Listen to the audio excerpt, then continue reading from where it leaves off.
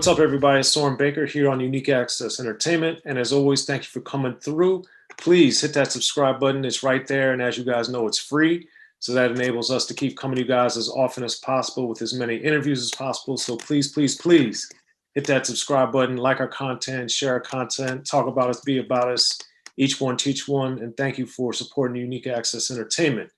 Now, today we have the honor and the privilege of been meeting and wanting to talk to this man for a long time. So I'm really glad it's finally happening. Granddaddy IU, thank you for coming through, sir. My pleasure. Yes, yes. So Granddaddy IU, in my opinion, has one of the best albums of 1990 and has done a lot of great work since then. So we'll get into a lot of that today. But Granddaddy IU, you have the honor and privilege of being on Cold Chillin', which, of course, we hear a lot of stories now about the bad side of it. But I also wanted to get from you, Smooth Assassin came out in 90. So before that, what were you looking at Cold Chillin' when you noticed the different labels that were in the game? What did you look at? What did you think about Cold Chillin'? I thought Cold Chillin' was the shit. Actually, because at the time, they had Big Daddy Kane, Biz Markie, Roxanne Shante, MC Shan, Biz Markie. So it was like they had heavy hitters coming out of there, man. And every time they dropped a joint, it was impactful. So it was like crazy to be on Cold Chillin'. People around the way couldn't even believe it. When I came on the block, I had the Cold Chillin' Warner Brothers jacket with the Bugs Bunny. They was like, "You frontin'? You bought that from somewhere? Ain't no way." You know what I'm saying? Like, nah, man. I just signed. Where's one? I just signed with Cold Chillin'. Because I didn't tell nobody that I was doing that. They just found out. So how and why did it end up happening? Did you sign to Biz Markie Productions first and then go to Cold Chillin'? Like, what happened? Yeah, it was like a one-time deal. Like, it was all in the same paperwork. And I didn't know nothing. You know what I'm saying? I didn't know nothing different. So it was like, well, okay, I'm signing with Biz. That was a production deal. And through that was through Cold Chillin' Warner Brothers / Warner Brothers. Okay. So, So, we had Kool V on recently, who I think is an unsung producer in rap history, who did a lot of great work, including with you guys, which we'll get to in a second. But how did you guys end up getting with Biz and Kool V from your recollection? Oh, because Biz was actually cool with a dude I knew from my town, from high school. And when he got the production deal, he didn't actually have the artists. He had a 4-artist production deal, and he had 4 artists. So he was like scrambling around looking for artists, you know what I'm saying? Because he signed his deal. And so my man was like, my man IU, the nigga nice, you know what I'm saying? You should check him out. And I had just I did a demo, the U is smooth. He heard that shit, it was over. The rest was history. All right, well that's probably, if not my favorite song, one of my favorites, which on Smooth Assassin for many reasons, which we'll get to too. But were you going in, were you just making demos? Were you shopping stuff? Like, what was happening? I had like 2 joints, that and some other shit. That was it. And it, you know what I'm saying? Like, my brother was trying to, encourage me to go to the studio when I was being a knucklehead. I wasn't trying to hit that shit. Like, to me, that was like hitting the lottery. You ain't gonna get no record deal. I'm wasting my time doing that shit. I'd rather be on the block doing some other shit that I'm actually getting money from. You know what I'm saying? So, but a couple of times I went, I made them joints, and then lo and behold, this shit happened. So then, was the U is Smooth the same version that you made? Is that the one that's on the album? Yeah. Okay.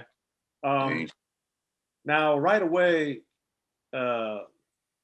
that's amazing in a sense before you even get to meeting Biz and Kool V and stuff, because one of the things that Smooth Assassin does and you've done throughout your career was, like a lot of other great rappers, you use different words than a lot of people. And I remember like how you were talking about rappers being mummified and all this different stuff.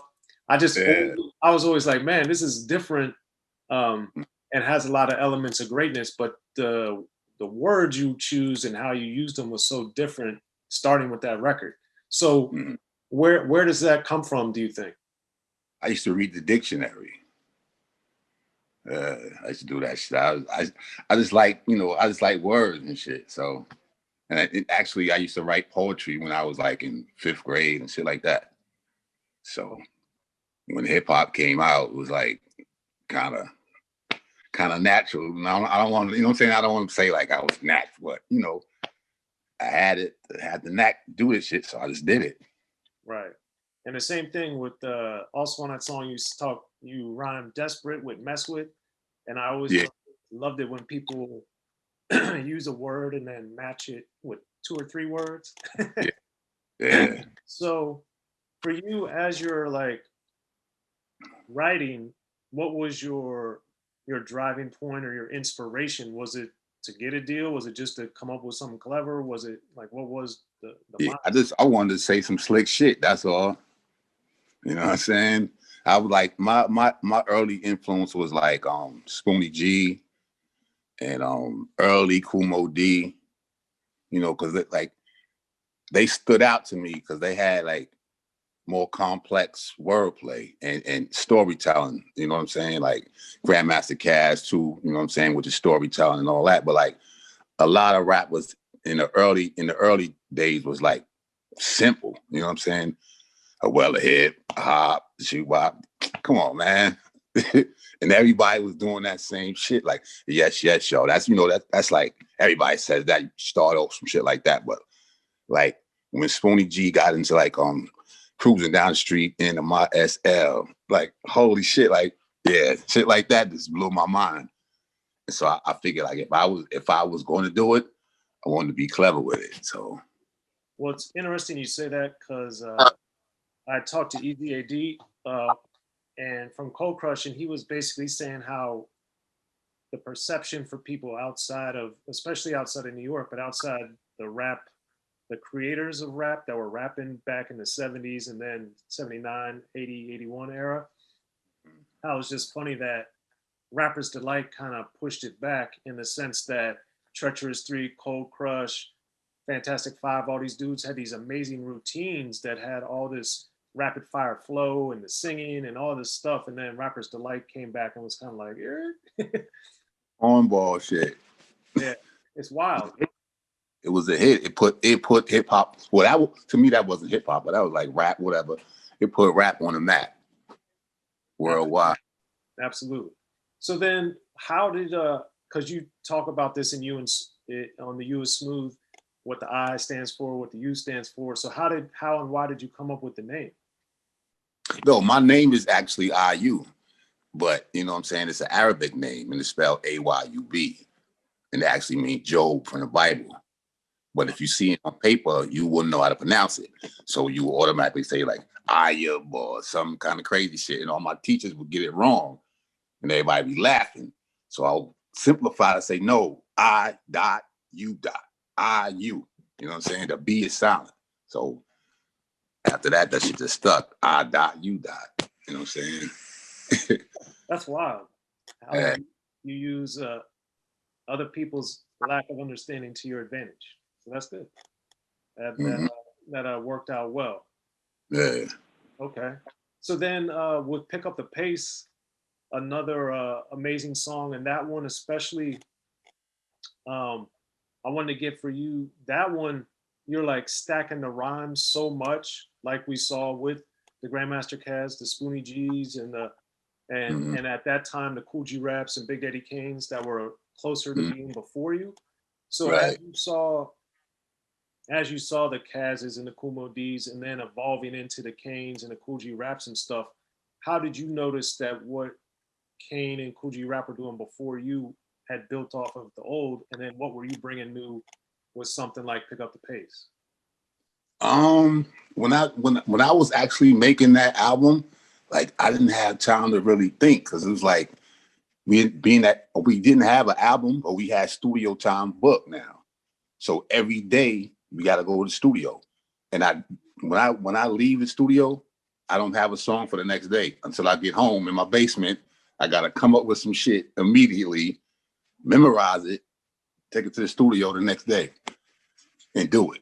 So it was like, it was crazy, but it was like, I was under pressure, but at the time, shit was just flowing. So yeah, every day I had a new song. So then what was the role of Biz Markie, the role of Kool V, the role of you, Casey? What was everybody's role in making Smooth Assassin? Biz wasn't there. He was there maybe 3 or 4 times in the studio. Kool V was there. Kool V was like the overseer. Kool V, if it wasn't for Kool V and DJ Doc, I wouldn't have known how to actually put it together and like put the polish on it. That was their job. Cause every track I had to come up with in my basement. Like saying, like I would go through my mom's old records, right? Throwing through that shit forever till I find a bass line. Then I gotta go through more records and find drums that match the bass line. You know what I'm saying? And then I gotta do this. I got a 4-second sampler on my mixer, and I gotta somehow get these shits lined up one good time so I could take 4 seconds and loop it to rock to it. So I do that shit, and then when I go to the studio the next day, I tell them, yo, put this horn with this, put these drums, and DJ Doc will loop it all up and he add like the hi-hats and shit, you know, the kick and snare, to beef it up, and that was it. Yeah, because that's one of the many great things about the album is the mix and the layers, because you can really hear the separation of the tracks sonically, which was the best other example at the time was something like Dr. Dre did that was doing with Above the Law or NWA at the time. I think the precision of the mix, because a lot of other stuff is a lot more muddy, I guess you would say, where the separation isn't there sonically. So DJ Doc, Kool V, yourself, how did that just end up happening that way, or is that was your objective? With the get with Doc? No, the way that the mix and the sound of it is different than that's all DJ Doc, the crystal clear engineer. Okay. And then in addition to that, how did you and what did you learn? Because of course later you became an esteemed producer yourself. So what did you learn from DJ Doc that you were able to apply to what you did a few years later? That's what I'm saying. I learned how to stack the drums, you know what I'm saying? And what snare go with what, what sound. Like you gotta, like everybody think that you could just add any fucking drums. I didn't even know at that time. I knew that when the drums don't match or when it do match, but I didn't even understand the theory that the kick gotta hit the same place as the bass. You know what I'm saying? Like I didn't know that. I just knew when it sounded right. So I was just learning like technical shit from watching Kool V and Doc. I just applied it. Started doing the shit myself. Be sure to check out the History of Gangster Rap by Soren Baker. He's official. History of Gangster Rap features exclusive interviews with Ice-T, Snoop Dogg, MC Ren, the D.O.C, and dozens of others. The History of Gangster Rap, a definitive look at how Los Angeles changed rap forever. In Los Angeles, the streets definitely set the tone of the hip-hop music. At 19, I got a $50,000 car. My whole angle always was, I'll be street, but I will always tell you the horrors that go along with this life. There will be penalties and casualties for just wearing the wrong color in somebody's neighborhood. And once gangster rap made it from the streets to the TV, the genre exploded. With Fab 5 on Yo MTV Raps with NWA. Yo MTV, it just catapulted us from being local heroes to national gangbang rappers. The History of Gangster Rap discusses it all from 1980 up till today. It's always gonna be shit happening in the streets. You know what I mean? So it's always gonna be something to talk about. The History of Gangster Rap in stores now.